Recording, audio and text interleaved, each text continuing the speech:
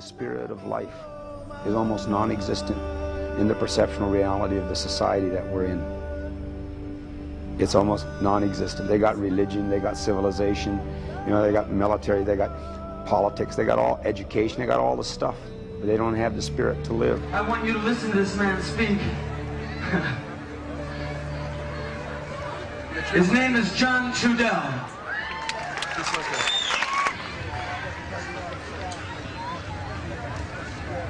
I'm a member of the American Indian movement, and I'm from the indigenous nations of the Western Hemisphere. As the indigenous people, we have watched this thing happen on our hemisphere.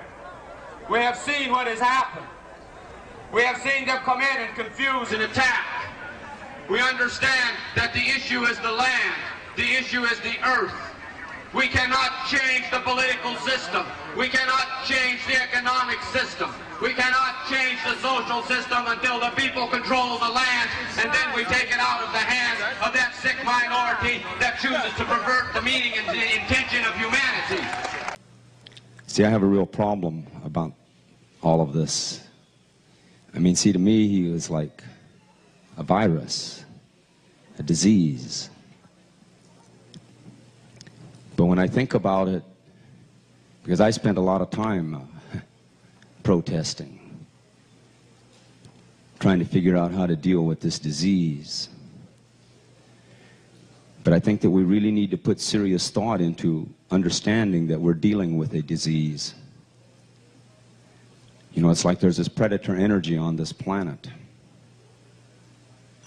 And this predator energy feeds upon the essence of the spirit, feeds upon the essence of the human being, the spirit. Now, this predator energy can take fossil fuel and other resources out of the earth, turn it into fuel to run a machine system. But in order for there to be a need for that system, and in order for that system to work, they have to mine our minds to get at the essence of our spirit. And the same way the external mining takes place, it pollutes. We see now, people understand how it poisons the environment, the water, the air, pollution. The mining of the essence, the mining of the spirit, mining our minds, the pollution from that is all of the neurotic, distorted, insecure behavior patterns that we develop. That's the pollution. Because in order for this predatory system, this disease, to work, we must not be able to use our minds in a clear, coherent manner. Because if we use our minds in a clear, coherent manner, we will not accept the unacceptable. But it's a disease, lives and travels through the mind, through the generations. What I'm calling about to say is, I don't think I'm prejudiced, but if I would get on a bus and this gentleman, the first gentleman with the hair, would sit next to me, the way he's dressed, no, you, Mr. King. I would grab my purse and probably move to another seat. It's because of his looks. It's scary. That's because it's out of her culture. Well, that's interesting. Clarify, madam, what you're saying. What does the word scary mean? Oh, gee, I don't know. Well, now would be a very good time to figure it out. What does the word scary mean? That is my question. Well, you would frighten me. I understand that. General. What does the word scary mean? Or, same question, why would I frighten you? I haven't been in a fight since I was in 8th grade. Well, you're probably not normally dressed up in a suit. You just look like you're a tough guy. If she went to Jamaica, she'd be frightened all the time. Yeah. Well, madam, let me then answer the question. So what is it? Is it because of the way he's dressed, the color of his skin, or his hair? Is it his hair? Yes. Yes. And I'm sure he's not always dressed in a suit. You know, he'll so does that mean you're frightened of all men who are not dressed in suits? No. No. Okay. It's just the garb, I think, that would scare me. Well, you know, this is interesting, madam. Let me then advance this point. I speak of the old racism, which was pre-Dr. Martin Luther King. I then speak of the new racism. One of the things you have to understand about racists or about yourself is racists are inherently intellectual cowards. They won't come out and say, I hate niggers because I hate niggers. Story over. What they will do is take pseudo-facts. They will take facts that are not true and use that as the intellectual pyramid to come to a conclusion that is inaccurate. If you actually want to talk about the statistics, if you are afraid of me on that bus, I don't ride on buses, because you think I'm going to murder you, there is no statistical basis for that. You are more likely to be murdered by your husband, by your son, by your brother. If you are afraid of me sitting next to you on that bus that I don't ride on, because you are afraid that I'm going to rape you, statistically, your boyfriend, your husband, is more probably going to be the rapist. So I'm saying you are the manifestation of the new racism, and you have used the same pseudo-intellectual statistics to construct a racist position. President Johnson transmits the bill to Congress.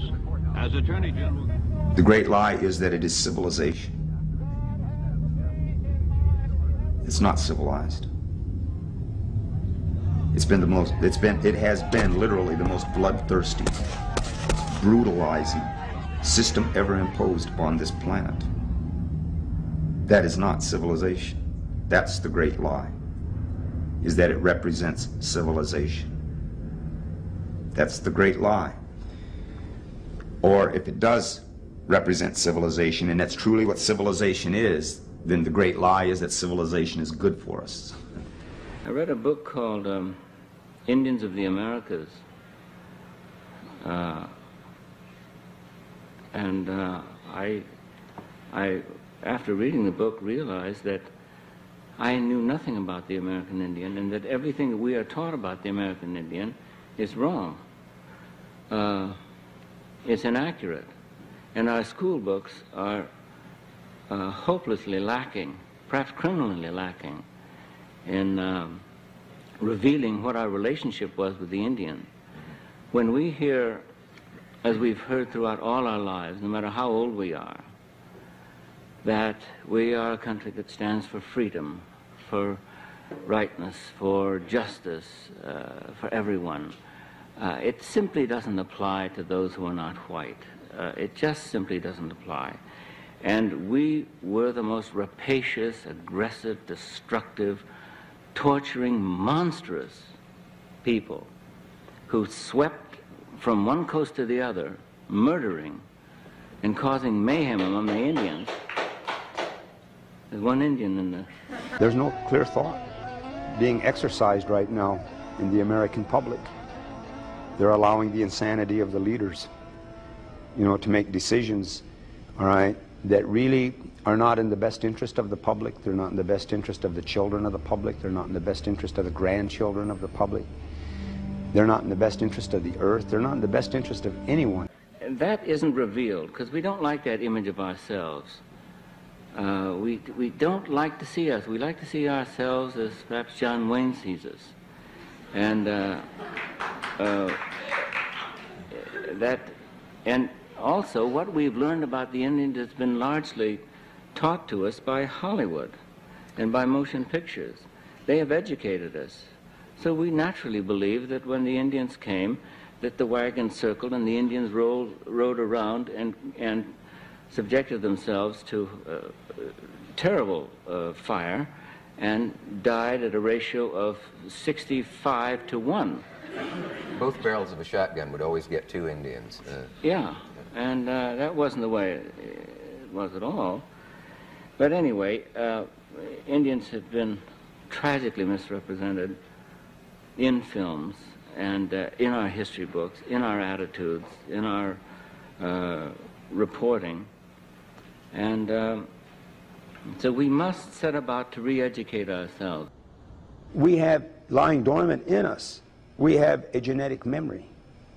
And in that genetic memory, there's knowledge. There's knowledge in that genetic memory, all right, that goes back to the ancient, to the beginning for us, right? And in this genetic memory, there was a time when we were all tribes. Every human being lived within a tribe.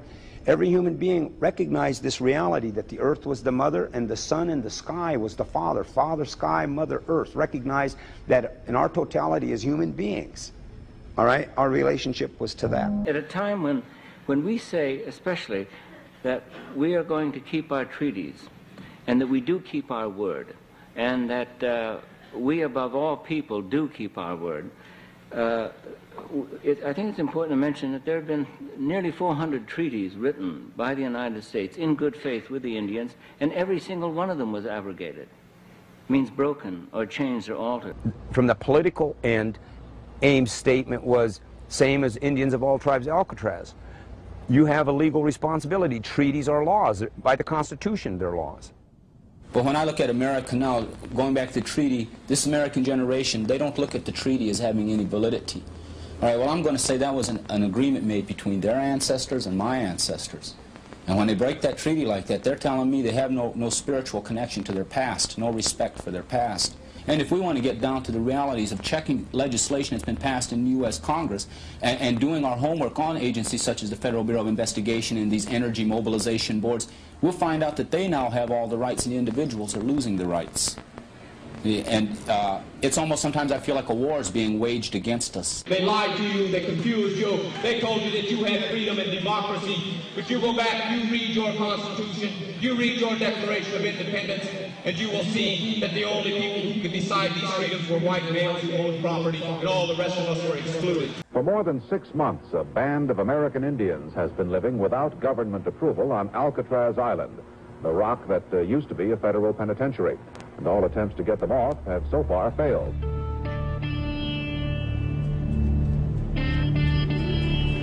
Welcome back. This is Radio Free Alcatraz from Indian Land, Alcatraz Island in California. This is John Trudell speaking for the Indians of all tribes, and for this portion of the show we hear that the government has been practicing a policy of taking what they need from the Indian people. Well, not necessarily what they need, taking what they want from us just about any time that they would like to do so, and they've been doing this through the years, are doing it today. And I would say that a large majority of the people out in the average American people aren't even aware that this is going on. And maybe that's why the government is allowed to get away with this. The garbage is piling up. The lighthouse is broken. But they say it's no worse than living on a typical Indian reservation. This is a country where all men are created equal, and it's the land of the free and the home of truth and justice and liberty for all. Well, we want to know why that doesn't apply to us. So, if this is the land of the free, then we want to know why we don't have the respect and dignity that all free men are accorded by other free men. The government had declared Alcatraz surplus property. Young Indian nationalists, claiming an old treaty right to unneeded federal property, descended on the island 1 year ago today and took it over. If there's ever going to be a generation of revolutionaries raised, people wanting change, these kids are getting good experience as to what Indian relationship is with the government. Because this has been, like all along the lines here, this has been a very peaceful protest. We occupied the island in the name of the 1868 Fort Laramie Treaty. See, and the reality that that treaties are laws, so it was really about law, it was really about a legal issue, not a moral or an ethical issue with the government's responsibilities. What Alcatraz meant was it meant for the first time we saw young Native people standing up and saying, we have rights. We have rights to the land, we have rights to our own government, and we want to be listened to, and we will be heard. Now what we have here is the model of our island and how we're going to have it. We will become an international outlet worldwide for authentic Indian art. And this will establish our base income to run the island and our university. Part of what we're saying on Alcatraz is that besides wanting the deed to the island for our cultural center, that we want to be treated as human beings, to be looked upon with respect as equals. Well, I can understand they might feel that way, but I don't think there's any doubt in anyone's mind that if the federal government felt as though they should come off, that they would come off and pretty fast. Approximately a month before we were removed, the government called us together for a negotiation and said that they had a new proposal. They would lease us half of the island, and we could have jobs caretaking it. And they would give us $250,000. And we told them no, because it wasn't about that. We wanted them to legally recognize their responsibilities to the Native community which we were representing.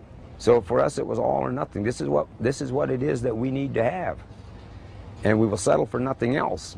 So they came in on June the 11th, a SOG team, Special Operations Group, a U.S. Marshals, and they took the people that were on the island off the island. We were negotiating with the government concerning settling the Alcatraz issue, and they guaranteed us that no action would be taken against Alcatraz Indians as long as these negotiations were taking place.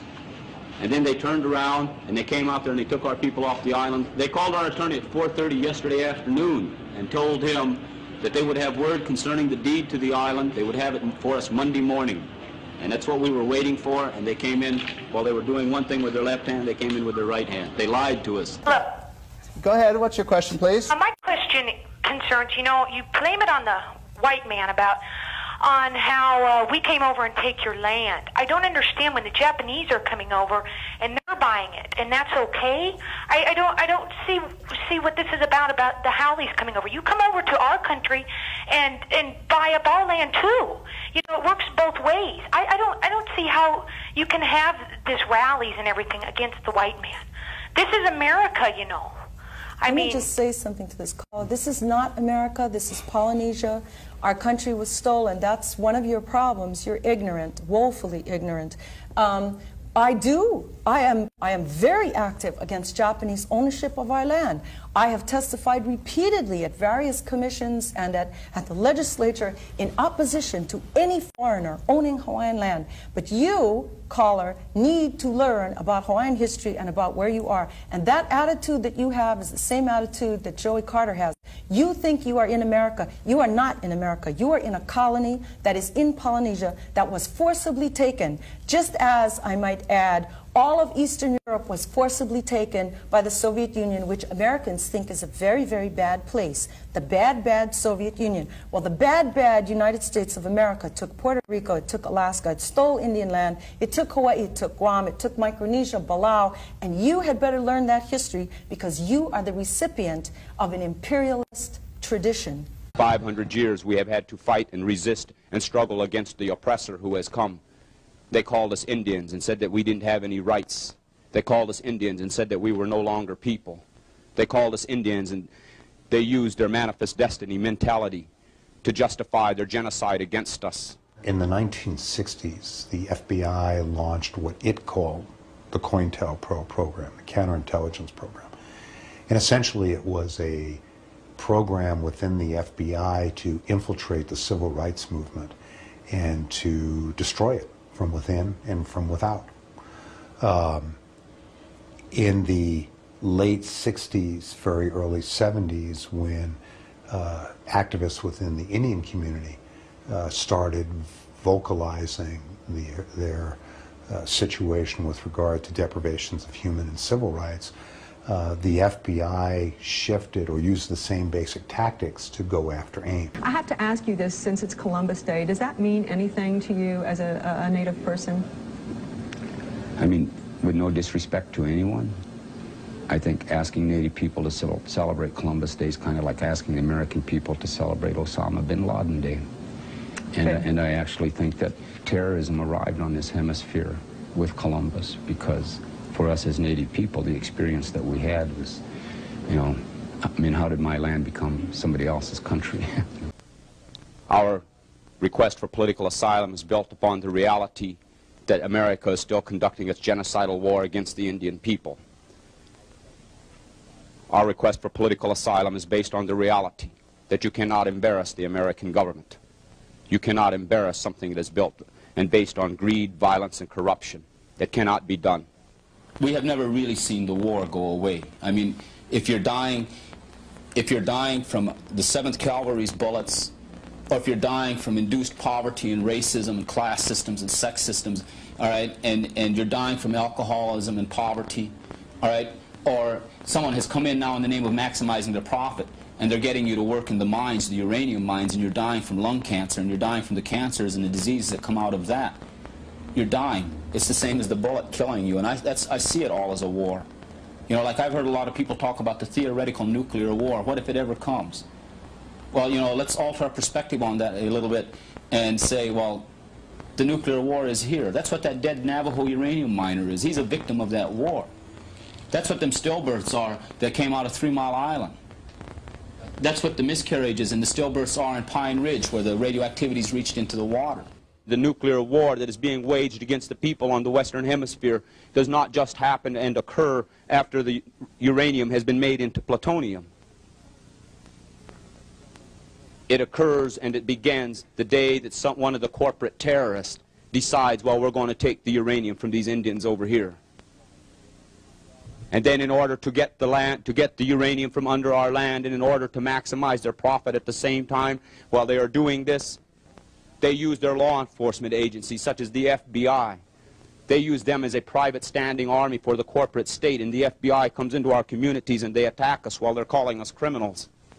And then after they have broken down and they have put our people into the prisons and they have killed our most vocal people, and they have driven our people underground, while they have used the taxpayers, while the corporate state uses the taxpayers' dollars to send its private army to attack us, then when the resistance is beaten down enough, then the corporate state comes in and makes deals with the federal government, and they walk away with all the resources at a very cheap price, because their entire war against us was waged and subsidized by the American people under the name of law and order.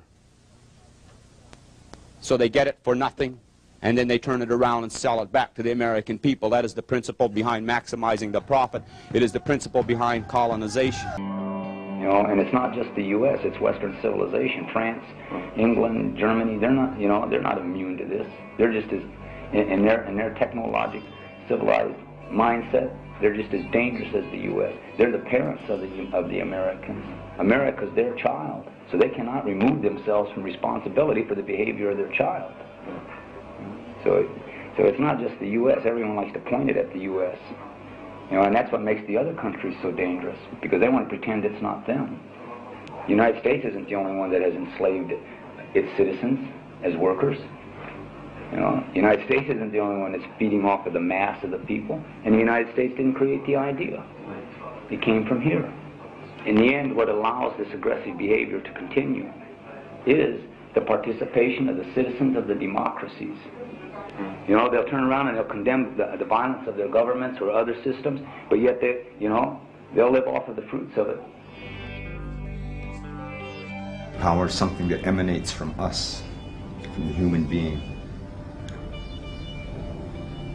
Human physical being, spirit. And power is about that spirit, about the being, and our relationship to the planet, to the earth, to the universe. Is where our real power connections are. We live in a time where we have been indoctrinated to believe that authority is power.